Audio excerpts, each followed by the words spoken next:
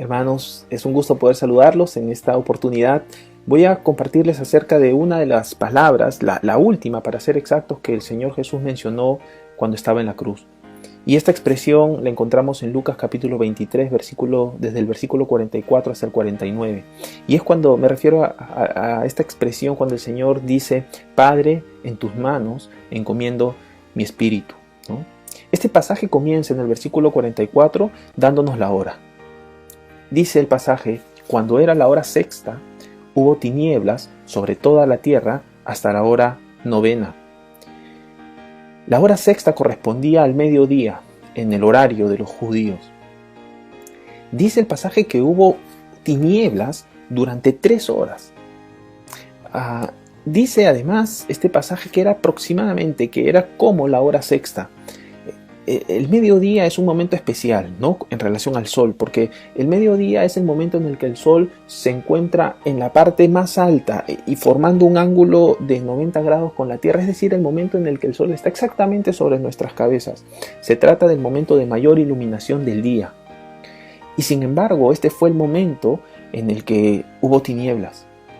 Alguien podría decir: sí, pero seguramente se trató de una coincidencia, porque hay fenómenos naturales como los eclipses que se producen también de esta manera, cuando se superponen algunos astros, la luna con el sol, la luna entre la tierra y el sol, y se produce este oscurecimiento. Bueno, este acto, a pesar de que Lucas utiliza la palabra eclipontos, de donde proviene eclipse, no es un fenómeno natural. Recordemos que estamos en el momento de la Pascua, ¿no? Y la fiesta de la Pascua se celebraba en un momento particular, y era cuando había luna llena. Las Pascuas seguían, de acuerdo al calendario judío, esta característica, ¿no? Y un eclipse solar, que es el que podría oscurecer el sol, no se produce cuando hay luna llena, para comenzar. Si se hubiese producido, pese a esa restricción, un eclipse, los eclipses solares, cuando el sol se oculta, no es visible por un instante para las personas en algún punto de la Tierra, ese fenómeno dura unos minutos. Este acto de oscurecimiento de la Tierra duró, dice, 3 horas. Es decir, se produjo claramente un acto sobrenatural, algo que no era producto de la naturaleza. Los eclipses además son fenómenos muy raros que se producen aproximadamente cada 400 años, ¿no? Esto no era una casualidad. Las tinieblas en la Biblia solemos ver que aparecen como fenómenos que acompañan a los juicios de Dios.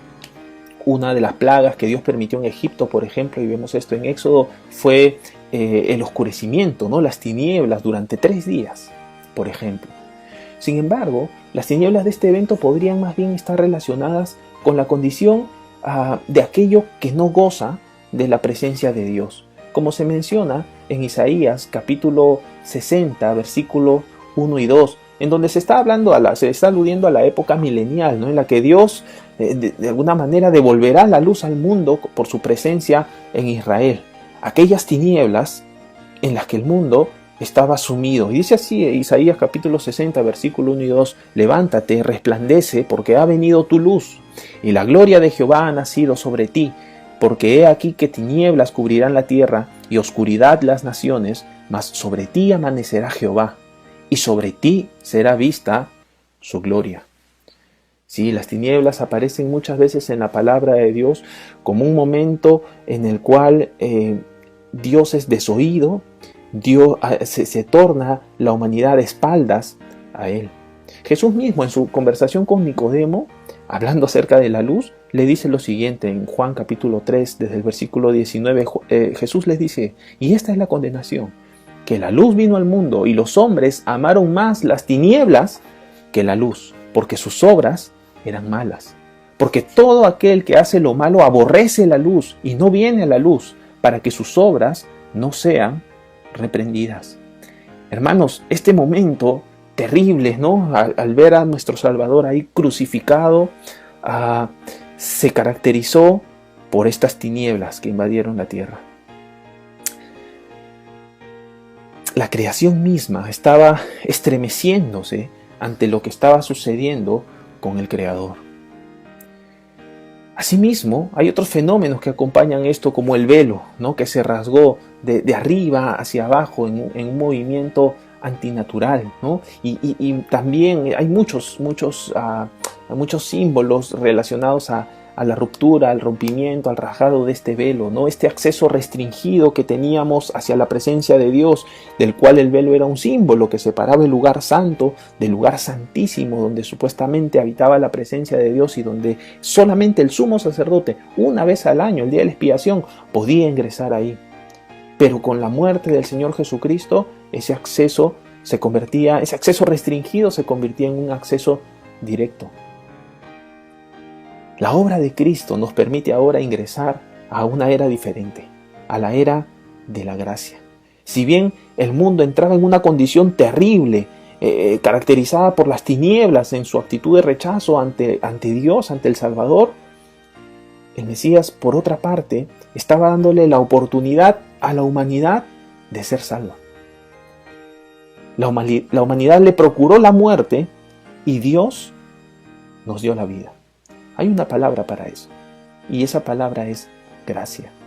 Dice Efesios capítulo 2, versículo 4, pero Dios, que es rico en misericordia, por su gran amor con que nos amó, aun estando nosotros muertos en pecados, nos dio vida juntamente con Cristo. Por gracia sois salvos.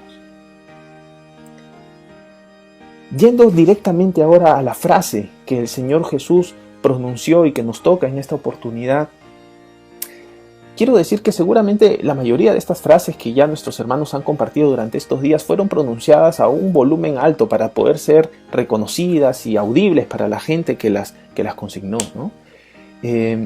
Sin embargo, esta última expresión antes de su muerte fue particularmente especial porque se trató prácticamente de un grito. Dice Lucas 23:46, entonces Jesús, clamando a gran voz, dijo, Padre, en tus manos encomiendo mi espíritu. Y habiendo dicho esto, expiró.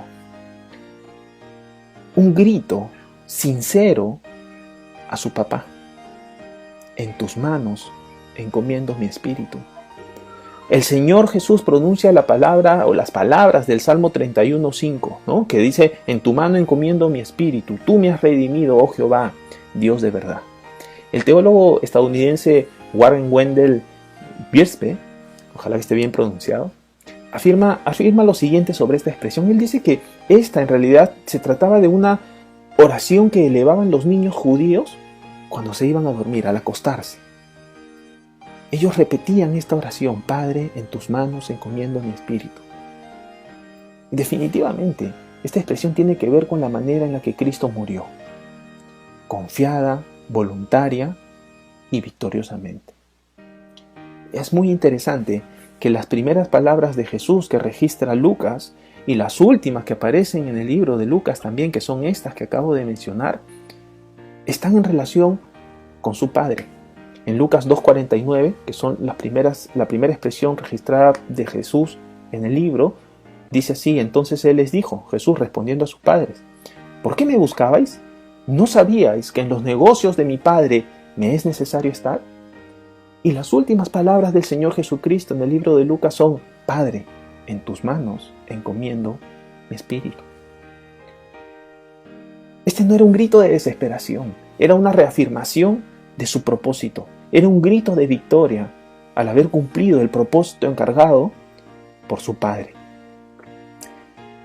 Ahora, hay otra cosa que debemos entender en esta expresión cuando el Señor dice, en tus manos encomiendo mi espíritu. Y lo que tenemos que entender es que a Jesús nadie le arrebató la vida. Él, en su plena autoridad y potestad como Dios, pudo evitar la muerte, pero dio su vida en ofrenda. No se rehusó a sí mismo, pese a saber quién era y lo que podía hacer. Gálatas 2:20 nos dice, con Cristo estoy juntamente crucificado. El apóstol Pablo está escribiendo y dice, ya no vivo yo, mas vive Cristo en mí, y lo que ahora vivo en la carne lo vivo en la fe del Hijo de Dios. Y añade, el cual me amó y se entregó a sí mismo por mí. La expresión de Lucas 23:46 simboliza literalmente eso. Alguien poniendo su vida en las manos de alguien. Alguien voluntariamente teniendo toda la posibilidad para oponerse, pero poniendo su vida en las manos de alguien. Como cuando Isaac sigue a su padre hacia el sacrificio.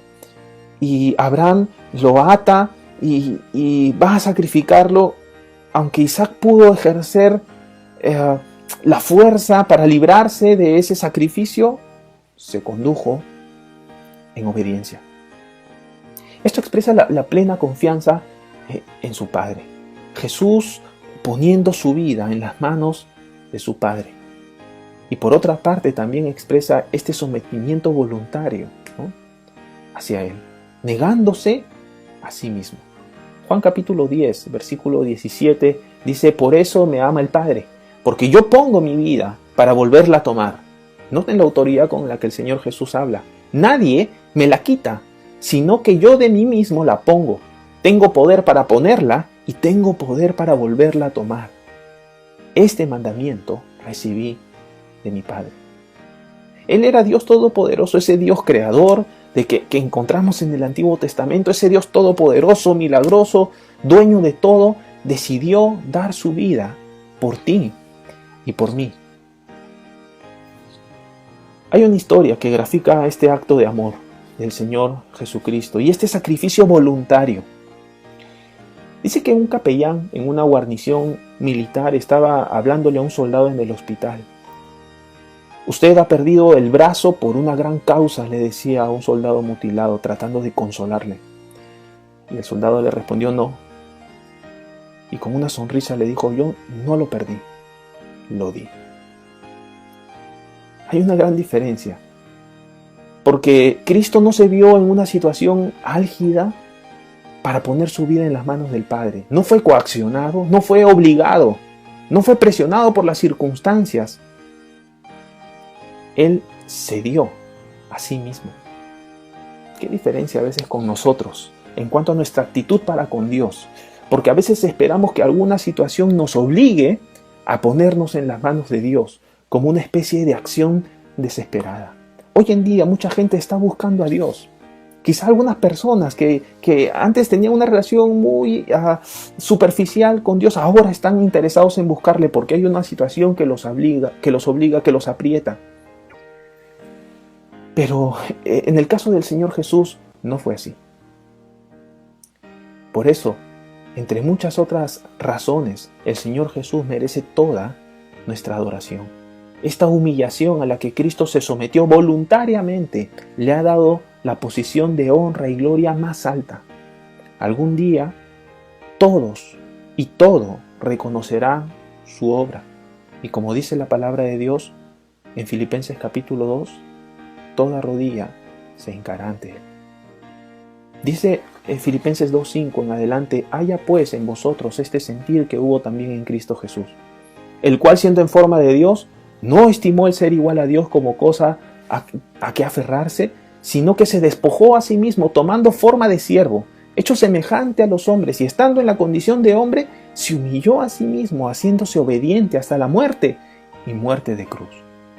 Por lo cual Dios también le exaltó hasta lo sumo, y le dio un nombre que es sobre todo nombre, para que en el nombre de Jesús se doble toda rodilla de los que están en los cielos y en la tierra y debajo de la tierra, y toda lengua confiese que Jesucristo es el Señor, para gloria de Dios Padre. Hermanos, encomendemos nosotros voluntariamente también nuestras vidas en las manos de Dios para honrarle, y sigamos de esa manera el ejemplo de nuestro Señor Jesucristo en la cruz. Que Dios les bendiga.